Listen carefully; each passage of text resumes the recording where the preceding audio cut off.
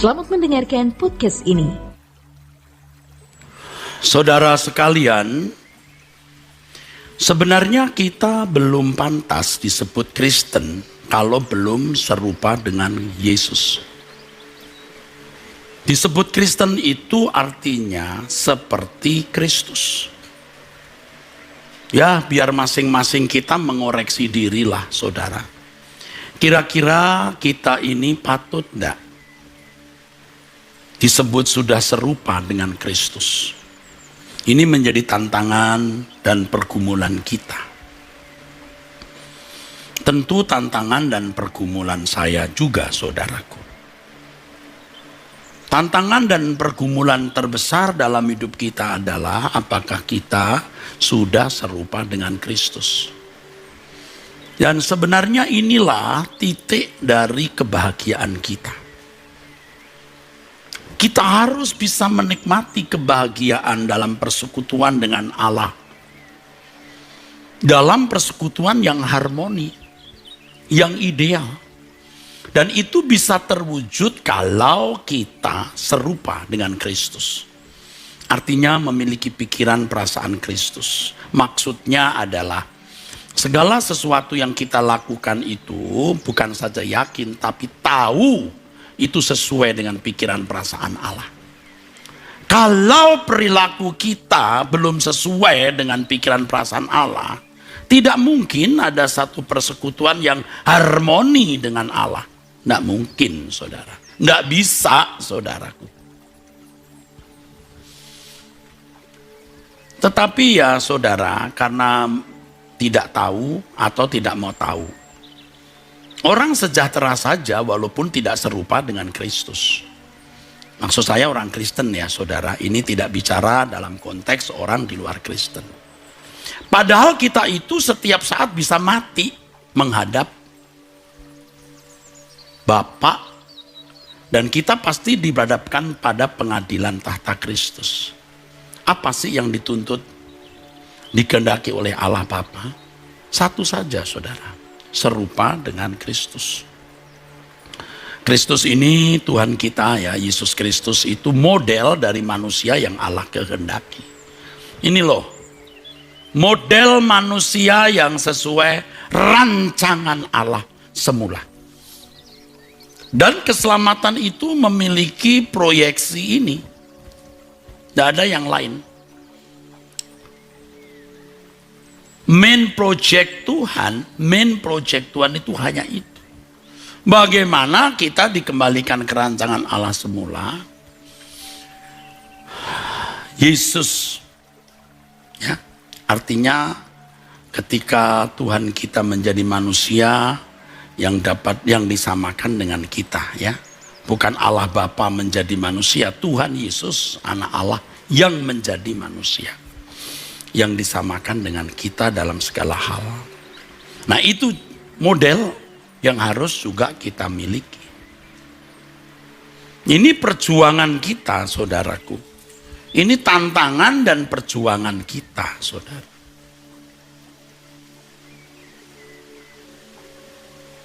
Kalau kita menganggap ada tantangan dan perjuangan lain yang lebih besar,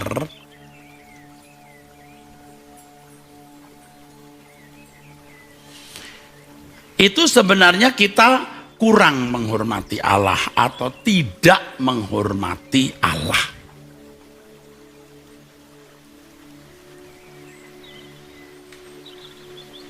Nah, karena kita menganggap ada hal lain yang lebih besar dari menyenangkan hati Bapa.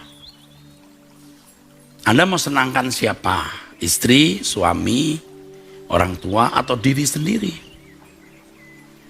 Nanti kalau berhadapan dengan Allah yang maha dahsyat, maha mulia, baru sadar saudaraku sekalian, baru sadar betapa mulia dan agungnya Tuhan itu. Ya. Saya minta semua kita benar-benar menyadari hal ini ya. Sebelum saya lanjutkan khotbah, saya minta itu jangan mengarah ke saya bisa masuk angin. Udara ini.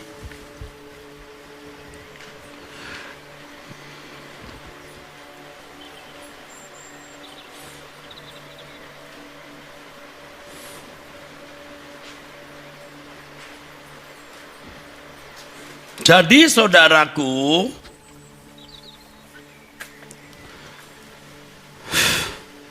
yuk kita sadar, kita menimbang, kita ini sudah serupa Yesus atau tidak. Serupa dengan Yesus atau belum? Pasti jawabnya belum. Oke, kapan? Ya proses. Ada progres enggak? Kenapa kita tidak serius melihat diri kita ini ada progres tidak? Karena kita menganggap ada banyak masalah lebih urgen, lebih mendesak, lebih penting, lebih darurat. Soal keberkenanan di hadapan Tuhan dianggap tidak darurat. Saudara, saya ngomong di dalam nama Tuhan Yesus ya, lebih baik saya nggak jadi apa-apa daripada jadi pendeta tapi ternyata nggak layak disebut Kristen. Makanya kalau saya mengajak tiarap itu maksudnya sudah kita periksa diri sendiri dulu deh ya. Ya, ayo. Ayo kita serius periksa diri sendiri. Saudara jangan sombong. Pokoknya jangan sombong. Jangan tutup mata. Sudah serupa dengan Yesus atau belum? Masa bodoh deh. Nanti itu urusannya. Itu sombong namanya. Itu sombong namanya, saudaraku. Itu sombong. Saudara kalau tidak mau berubah, nanti di hadapan Tuhan saudara menggeletar. Lalu Tuhan akan berkata begini, buktikan ya, kamu kurang ajar.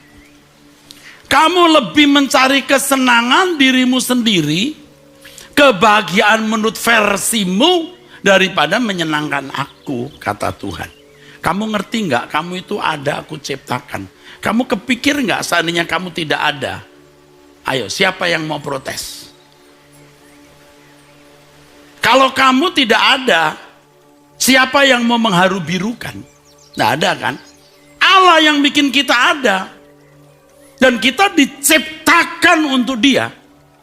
Apalagi sebagai manusia yang ditebus oleh darah Yesus. Kita milik Tuhan. Kita diciptakan untuk memuliakan Tuhan, saudaraku.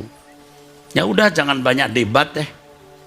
Ya, coba periksa diri dah, saudara. Ya, menimbang dirimu itu kalau bertemu Tuhan kira-kira apa penilaiannya terhadap diri saudara.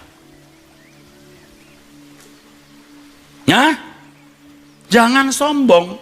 Ingat ini, jangan sombong. Anda sibuk dengan banyak urusan yang Anda anggap penting, darurat, segera, mendesak, emergency.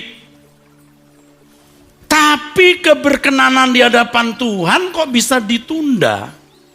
Wah, saudara, kita itu mestinya berani berkata, Tuhan, daripada aku hidup tidak menyenangkan Engkau, bunuh aku, matikan aku, bawa pulang ke surga dengan keadaan yang berkenan.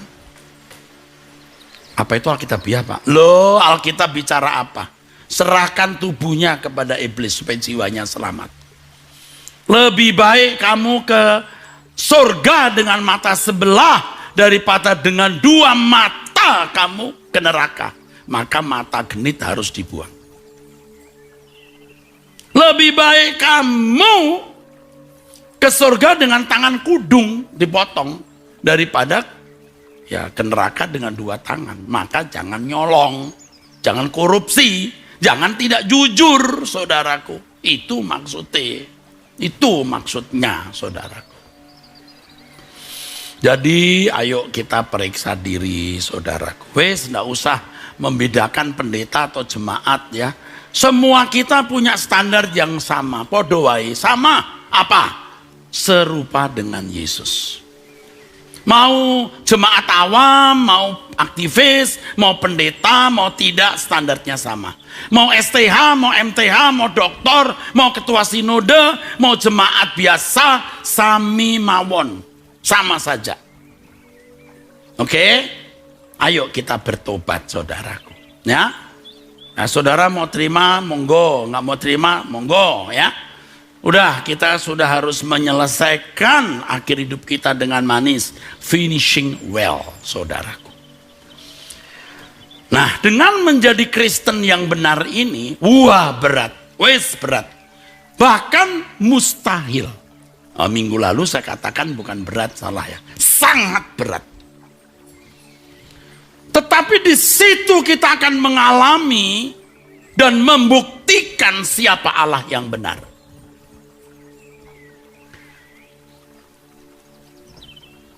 Saudara tahu ketika ayat firman Tuhan mengatakan tidak ada yang mustahil bagi Allah. Itu ayat muncul ketika Maria bisa mengandung oleh Roh Kudus.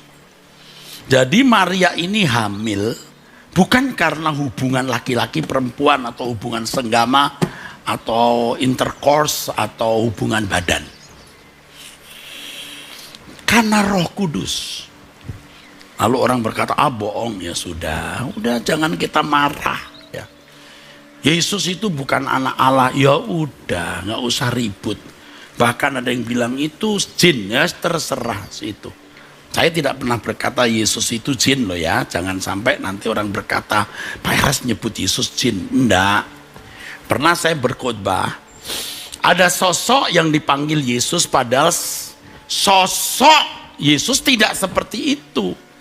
Yesus tidak seperti itu. Itu sosok yang kamu sebut Yesus padahal tidak seperti itu.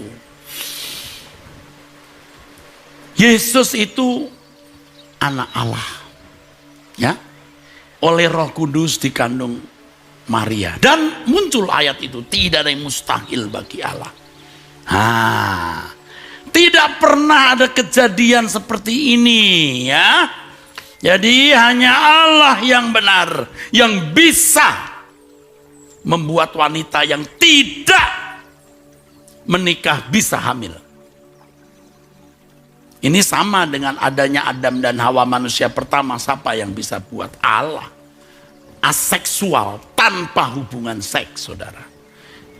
Bagi manusia mustahil, bagi Allah tidak ada yang mustahil. Lalu yang kedua, muncul ayat lagi. Tidak ada yang mustahil bagi Allah. Kapan? Ketika ada orang ingin memiliki hidup yang berkualitas. Dia berkata, guru yang baik, apa yang harus kulakukan supaya aku beroleh hidup yang kekal, hidup yang berkualitas.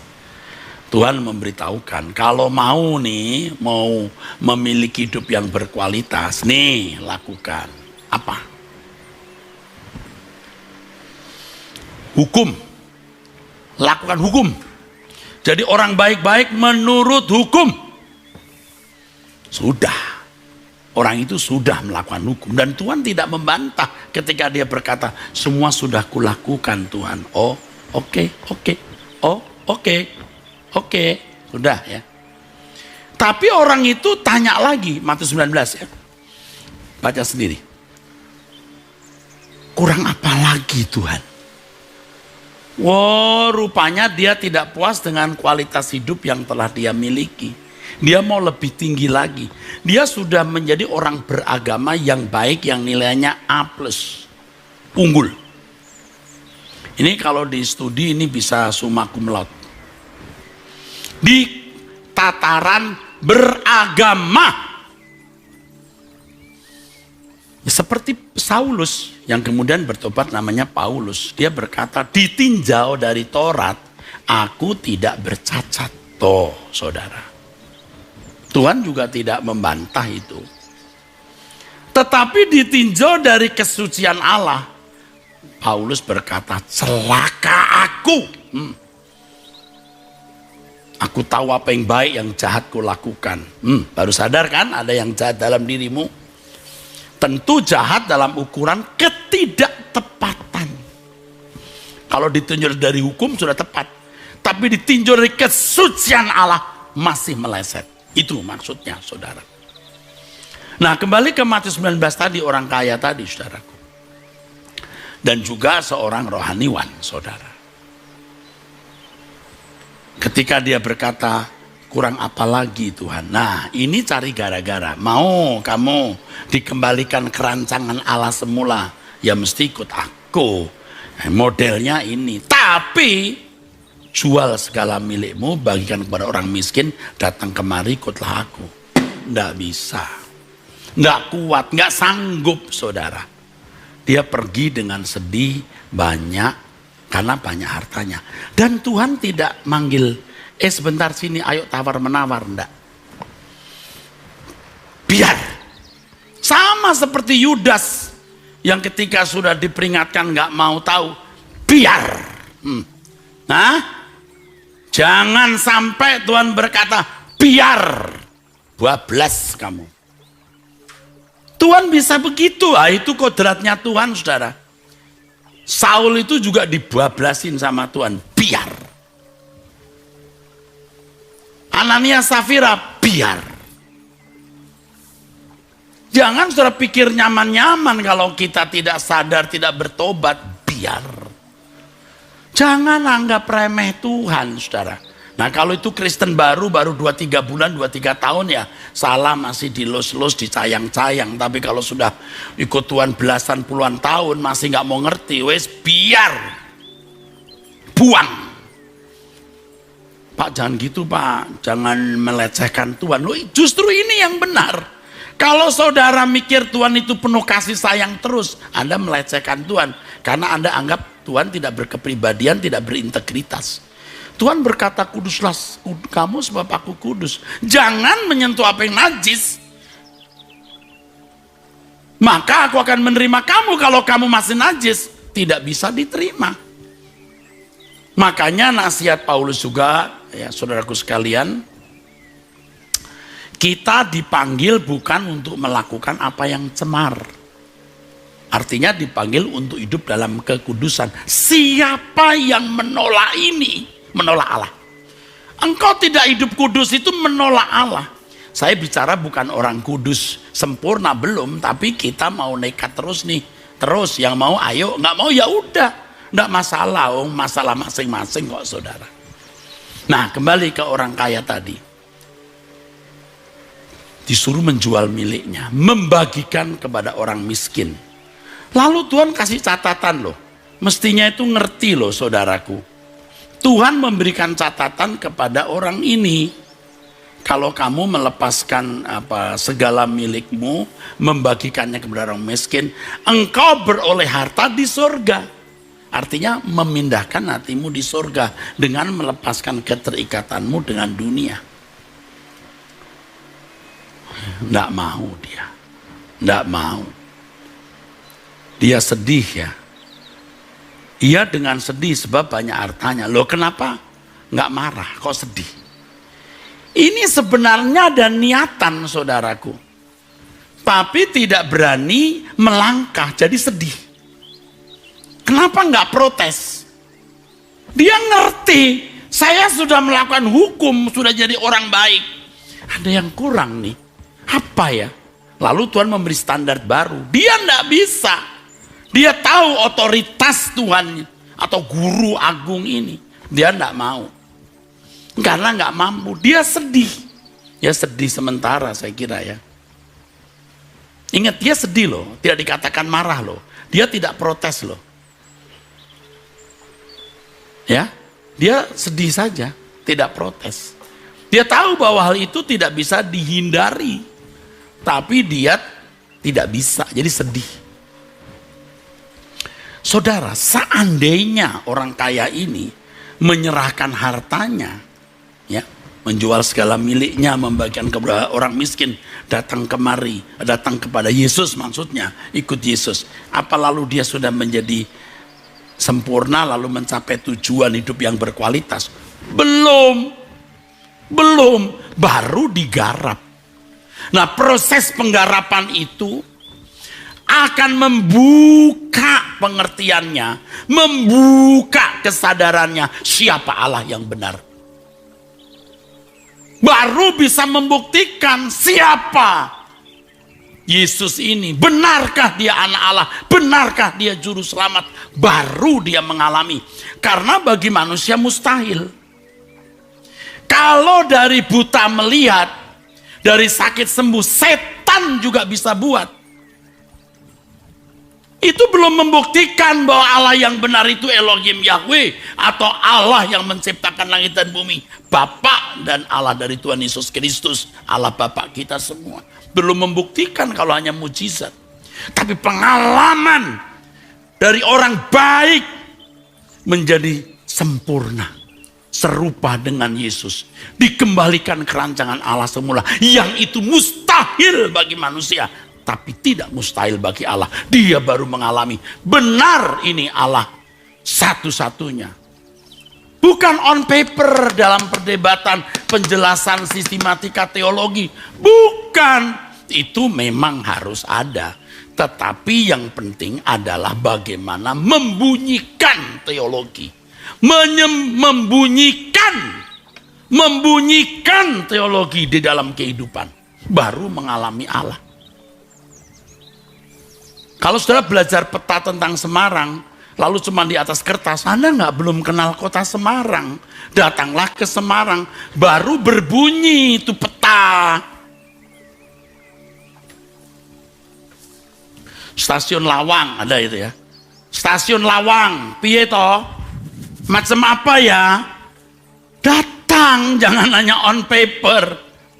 Wah, kalau saudara belajar misalnya mengenai Danau Toba, begono begini, kedalaman Danau Toba lah, lalu karakteristik danau itu, you boleh dapat nilai A+, tapi nggak ada bunyinya, gitu hanya on paper. Kecuali Anda datang ke Danau Toba, Anda berlayar di situ, Anda berhari-hari, berbulan-bulan, bertahun-tahun, Anda baru tahu apa dan bagaimana Danau Toba. Bagaimana Pak seandainya orang tidak belajar peta Danau Toba, tapi langsung ke Danau Toba? Oh, itu juga bisa mengenali. Tapi orang-orang teologi tanpa sadar telah memberangus. Pokoknya kalau nggak tahu teologi ini sesat. Banyak orang-orang tidak pernah belajar teologi tapi mengenal Allah. Saya bukan anti teologi loh. Saya sendiri membangun sekolah teologi dan mendukung sekolah-sekolah teologi. Tapi jangan menggantikan pengalaman real dengan Allah dalam konteks bagaimana mengalami Tuhan dan membuktikan Allah yang benar itu Elohim Yahweh, Allah Israel, Bapa di surga yang mengutus Yesus Kristus. Dia Tuhan dan Juru Selamat yang mengubah. Jadi kalau Anda cuma debat Yesus itu begini menurut Alkitab, menurut ayat ini, ayat itu, tetangga sebelah bilang Alkitab kamu itu udah palsu, udah rusak, udah dipalsu tangan manusia. Lalu Anda membuktikan, enggak, sejarah mengatakan, emangnya lo ada di sejarah itu? Hai orang Kristen, ada nggak di sejarah itu? Kamu juga nggak hadir, kamu cuma baca. Ada Pak, perkamennya apa? Ada. Tapi agama lain juga mengatakan kami juga punya data. Menurut kami ini yang benar. Lalu mau apa? Berantem? Enggak. Jangan banyak bicara. Bunyikan itu Alkitab dalam hidupmu. Bunyikan. Dengan mengalami Allah yang hidup. Allah yang nyata. Senyap. Dalam kesenyapan kita membuktikan siapa Allah yang benar. Ketika kita memeriksa diri kita, aduh kenapa ya aku masih mengingini dunia? Kenapa nafsuku kok masih belum bisa dikendalikan? Kenapa ya? Gumuli. Bisa melewati itu. Nah itu baru tahap pertama, dewasa mental. Orang non-Kristen juga bisa menguasai, mengendalikan nafsu dan lain-lain, bisa. Tapi kalau sudah lewat itu, jadi baik ya, masuk proses kesempurnaan. Nah ini pengalaman yang benar-benar sangat confidential, pribadi. Tetapi orang akan bisa mencium keharuman kita. Beda ini manusia. Bagi yang selamat, harum orang ini. Tapi bagi orang yang bengkok, busuk nih orang. Nah itu. Jadi kalau orang mengatai kita busuk ya nggak apa-apa. Nggak usah bilang, enggak aku wangi kok. Ya memang orang yang mau binasa mencium orang benar itu busuk. Nah kita berkata gitu kok. Jadi bau busuk itu Injil. Tapi bau harum bagi orang yang selamat. Jadi kalau saudara cium orang lalu bau busuk, ya nantilah jadi saksi Tuhan sendiri. Waktu kita semua di pengadilan Tuhan, siapa yang busuk, siapa yang harum. Jadi jangan bela diri, titik. Ya, jangan bela diri. Pak Era sih diem aja, tapi pakai orang untuk membela diri. Nanti di surga kita buktikan, saya minta tolong orang nggak untuk membela diri saya. Lah, nuranimu. Makanya berkali-kali saya berkata, coba tanya Tuhan ya, gereja mana yang patut engkau kunjungi, pendeta mana yang menurut kamu betul-betul juru bicara Tuhan. Kalau seorang itu juru bicara Tuhan, dengerin baik-baik, ikuti cara hidupnya. Kalau nggak percaya, cari pendeta lain, dengarkan dia, ikuti cara hidupnya. Wes gitu saja kok, repot saudara. Supaya kita sejahtera dengan semua orang ya. Misalnya ada pendeta A, pendeta A, aku tidak percaya sama kamu, kamu pembohong, kamu palsu. Oh ya, kamu cari pendeta B, udah sama-sama baik-baik aja. Nggak usah ribut. Jangan kau bilang, pendeta A, lu busuk, lu palsu. Tapi masih di tengah-tengah si pendeta A. Itu kan, you itu kan bukan jahat ya. You itu jahat dan licik. You cari pendeta lain, you belajar sama pendeta lain. Yang bisa membuat Anda ini jadi dewasa. Supaya kita damai sejahtera. Truth ID, wah ini bisa mengubah saya, ikuti.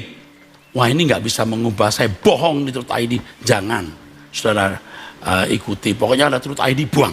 Truth ID, buang. Udah, hapus dari layar gadget saudara, nggak masalah. Kita sudah mau berkemas-kemas pulang. Nah begini, saya teruskan. Nah, saudaraku, saya itu sedih kalau sudah ngomong begini. Kenapa? Aduh saudara, saya tidak sempurna, tapi saya sungguh-sungguh ingin membawa diri saya ke surga. Saya juga tidak ingin masuk neraka. Saya ingin membawa diri saya, keluarga saya, orang-orang yang dekat di sekitar saya di surga. Ayo, ini sementara di bumi ini. Dan kalau saya berkesempatan bisa menyampaikan firman kepada semua saudara, ayo kita ke surga. Hidup ini singkat kok. Aduh seberapa senangnya sih punya ini, punya itu. Tolong jangan sombong. Jangan merasa bahwa Tuhan itu tidak segalanya. Tuhan itu segalanya, saudara. Saudaraku yang kekasih. Jadi kalau si orang kaya tadi seandainya menyerahkan hartanya untuk dijual, membagikannya kepada orang miskin, itu nggak langsung berubah juga. Itu lewat proses. Nah di dalam proses ini dia harus all out, nekat, habis-habisan, gila-gilaan. Harus. Sebab kalau setengah-setengah nggak bisa. Nggak bisa.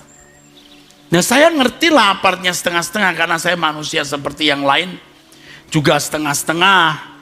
Khotbah apa, hidup tiap harinya gimana, bisa beda. Harus. Nah kesalahan pendeta, maaf ini bukan mau nyinggung pendeta, ini saya ya. Komitmen sungguh-sungguh mengabdi kepada Tuhan di perjalanan ini loh. Yang kemudian kita bisa tanpa sadar itu meliciki diri sendiri atau diliciki diri sendiri. Merasa sudah menyerahkan diri sepenuhnya bagi Tuhan. Padahal belum. Atau sebenarnya masih membagi hati. Nah ini kesalahan banyak orang. Nah kalau orang seperti ini di mimbar, saya tidak tahu apa yang ditularkan kepada jemaat. Dari muda kan kita sudah merasa telah menyerahkan hidup kita. Ya. Dari muda kita sudah merasa menyerahkan ya. Tubuh nyawaku, roh dan jiwaku, ku serahkan pada Tuhan. Sambut hambamu. Udah. Sudah menyerahkan diri. Sudah. Kita lupa bahwa penyerahan diri itu pun harus ditingkatkan kualitasnya. Supaya benar-benar menjadi. Ya. Waktu kita menyerahkan diri itu boro-boro jadi hamba Tuhan. Kristen pun mungkin juga belum. Tapi komitmennya sudah ada. Komitmennya sudah ada. Sudah merasa menyerahkan diri, sudah nggak kerja dunia jadi pendeta full timer. Udah, ini sudah menyerahkan diri loh, jadi hambamu yang full timer. Dia lupa bahwa batinnya itu tidak boleh berhenti digarap. Statusnya sebagai pendeta full timer itu bisa menipu dirinya. Saya bicara juga sebagai orang yang telah bergelut di situ, saudara. Akhirnya pekerjaan pendeta atau pelayanan jadi nafkah. Ya tidak salah seorang hamba Tuhan hidup dari pelayanan, betul. Tapi bukan karena uang atau nafkah itu dia melayani Tuhan, kan? Dia harus menggarap terus. Harus menggarap terus. Harus menggarap terus. Jangan berhenti. Dan banyak orang sudah terjebak di situ. Sudah jadi pendeta, jadi gembala sidang, ketua sinode, wah jadi pendeta top. Dia lupa bahwa dirinya harus tetap digarap. Aduh, Tuhan juga tidak menghalangi orang itu makin meningkat terus tuh karirnya. Ya, kecuali orang itu berkata, Tuhan hajar aku kalau aku salah. Dihajar, tapi dia nggak merasa perlu dihajar, udah bener saja, udah full time, sudah segenap hati. Khotbah juga bagus. Yang penting saudara sekalian, bukan full time tapi full heart. Ngerti nggak dia belum full heart? Kejujuran diri sendiri bisa tidak dimiliki karena dia ditelikung oleh dirinya sendiri. Nah, roh apa yang dibagikan orang-orang ini kepada jemaat? Jadi jemaat juga wes salah kabeh. Ngerti nggak saudaraku? Iya saudaraku, kita harus terus berproses, tidak boleh berhenti. Saudara, saya sudah menulis lagu ini, waduh berapa puluh tahun yang lalu, puluh tahun. Tuhan ambil hidupku untuk melayani Engkau. Seperti Engkau lebih dulu melayaniku. Itu serius. Saya nyanyi doa itu serius waktu itu.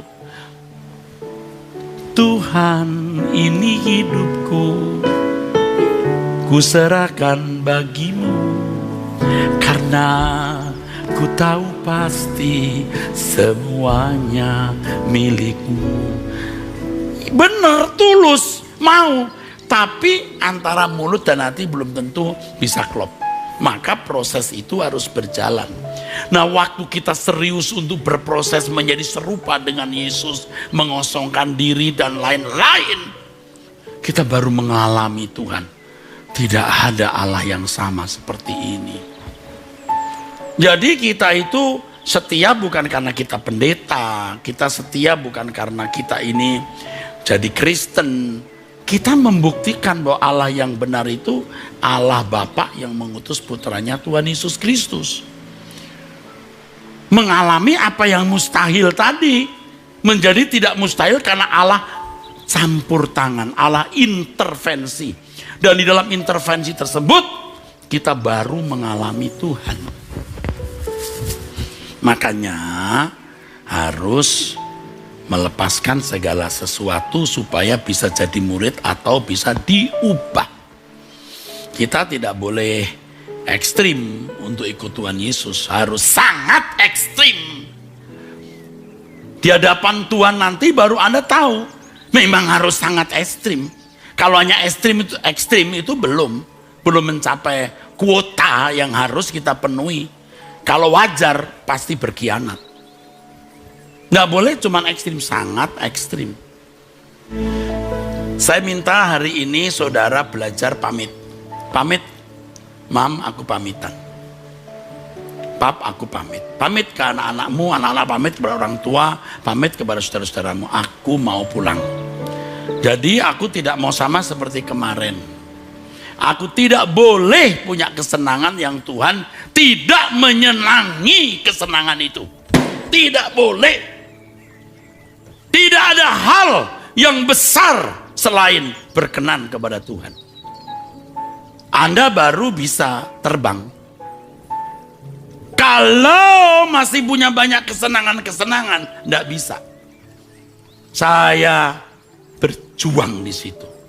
Saya bukan orang yang sehari sempurna. Saya sudah jatuh bangun, banyak pergumulan. Akhirnya ya udah, Tuhan, ku akhiri jalan-jalanku demi iring Yesus Tuhanku. Udah, ku hidup hanya menggenapkan rencanamu Tuhan. Ini berat, saudaraku. Komitmen itu belum berarti membuat kita beres. Aduh saudara, saya tidak mau ngomong terlalu menyakitkan nanti. Tapi ini sudah saya alami juga. Kita punya komitmen menyerahkan diri jadi pendeta, full timer dan lain-lain. Padahal kita itu masih terikat karena batin kita tidak mengalami proses perubahan. Nanti waktu kita punya masalah jadi kecut ya. Wah, kebutuhan besar ini pelayanan, jadi kecut.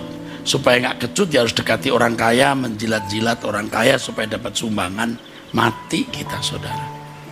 Lebih baik kita bangkrut daripada kita mengkhianati Tuhan dan mempermalukan Tuhan. Kalau Allah itu hidup, Allah pasti menopang kita. Apapun yang terjadi, Tuhan, aku mau setia dan tidak mendukakan hatimu. Pamit, ayo, saya juga minta pamit. Saya sudah pamitan dari dulu, tapi prosesnya juga belum selesai. Dan kalau saya berkata, saudara, belum tentu saya masih hidup 3, 4, 5 tahun ke depan. Orang-orang sering gak suka, Pak jangan ngomong gitu terus. Lah emang kenyataannya kan orang bisa mati setiap saat. Kalau saya gak ngomong begitu bisa gak bener, saudaraku. Hah? Biar aja saya ngomong begitu. Kok dilarang-larang? Supaya benar bahwa kita bisa mati setiap saat. Ya tapi kalau Bapak meninggal bisa bangkrut ini Pak. Gereja ini semua juga Bapak lah fokusnya. Nggak mungkin Tuhan membuat bangkrut. Kalau memang Tuhan mau bangkrut, biar aja bangkrut. Tuhan pasti akan sediakan orang lain menggantikan saya. Tenang saja saudaraku. Saya bicara ini supaya saudara itu alert, waspada. Hidup kita tuh nggak lama. Jadi jangan menunda pertobatan. Pamit. Mungkin gak kamu ucapkan pamitan itu, tapi di hatimu. Besok masuk kantor ketemu teman yang biasa saudara ngobrol-ngobrol, ngomong-ngomong jorok, atau yang ngomong yang macam-macam, atau bahkan membawamu ke tempat yang tidak patut, kau berkata, aku pamitan. Aku harus berhenti. Ku akhiri jalan-jalanku demi iring Yesus Tuhanku. Begitu. Jadi ke orang-orang muda juga jangan takut. Aku kalau menyerahkan diri sekarang Pak, Om, nanti gimana ya? Gimana apanya? Nanti hidup saya gimana? Oh masih muda kok, kayak mau disembelih. Loh, murid-murid Yesus juga banyak muda-muda. Timotius juga orang-orang muda. Kalau mau dipakai Tuhan luar biasa harus gila-gilaan. Gila yuk. Harus betul-betul sangat ekstrim. Nanti di hadapan kemuliaan Bapa di surga Anda akan tahu bahwa sangat ekstrim itu baru standar. Dunia kita yang makin gelap ini harus dihadapi dengan kenekatan. Sudah terlalu jauh standar kekristenan, jauh merosot. Kita kembali kepada Injil yang murni. Saya juga masih berjuang dan saya mengajak Anda berjuang. Kita harus berani dipisahkan dari dunia ini, saudaraku. Sudah jelas positioning kita, ini loh kita begini. Ya, udah jangan dengar kanan kiri, ini loh positioningnya. Ayo deh, dengar dengan nurani. Dengar dengan nurani yang tulus. Supaya saudara-saudara sekalian bisa diberkati. Jadi kalau hari ini kita menjadi Kristen, karena kita mengalami dia, tidak akan pindah agama. Orang bisa bertanya, kok kau bisa senekat itu ya? Kok ada ya manusia seperti ini? Ada, karena kita mengalami Tuhan. Nekat kita mengalami Tuhan. Kita membuktikan siapa Allah yang benar. Kita membuktikan bahwa Yesus Kristus adalah Tuhan dan Juru Selamat. Bukan di atas kertas, tetapi dibunyikan di dalam kehidupan. Bukan cangkem, maaf mulut maksudnya. Kehidupan konkret yang kita alami. Dan dia Allah yang hidup. Jangan masukkan di museum hidupmu. Dia harus masuk dalam pergumulan konkret hidupmu. Dan dia mau campur tangan, saudaraku. Aduh, Tuhan tuh mau campur tangan. Anda tidak minta tolong, Tuhan pasti tolong. Masalahnya saudara mengerti nggak bahwa proyek utama, main project Tuhan itu perubahan dirimu. Nggak peduli kau kaya atau miskin, berpendidikan tinggi atau tidak, lajang atau kawin, punya anak atau mandul, apapun keadaanmu. Tuhan tidak menganggap itu masalah. Kecuali kamu tidak berubah menjadi serupa dengan Yesus, baru itu masalah. Aduh, saya minta kita semua bertobat deh ya. Saudara, saya lelah melihat perubahan-perubahan dunia makin jahat. Standar kekristenan yang rusak. Capek. Tetapi keletihan ini yang nanti akan digantikan dengan sukacita. Hari ini saya menantang saudara untuk pamit. Menantang saudara untuk meninggalkan dunia.